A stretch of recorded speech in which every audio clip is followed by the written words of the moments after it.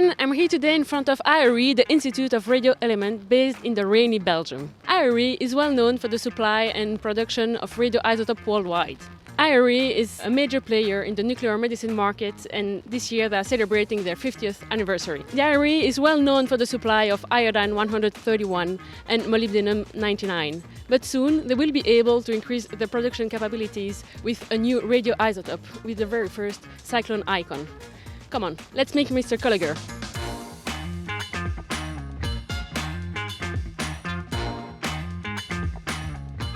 Eric, as IRE CEO, could you tell us a bit more about this project?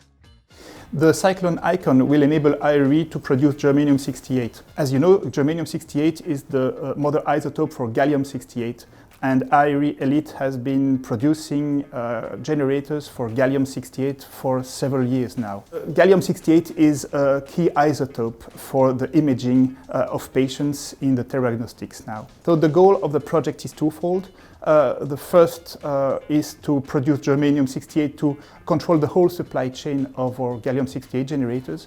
The second is to be in a position to diversify our research activities by producing new radioisotopes for novel applications. And could you tell us a bit more why you chose IBA and the Cyclone ICON? Well, IBA won the public tender that IRE had launched for the purchase of a high-activity cyclotron. But we are very happy that IBA got the contract because IBA has the most compact and efficient high-activity cyclotron on the market today. And besides, IBA is internationally recognized for the reliability of its equipment.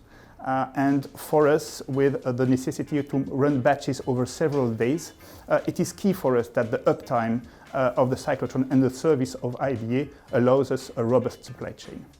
Thank you very much, Eric, for taking the time to be with us today. My pleasure.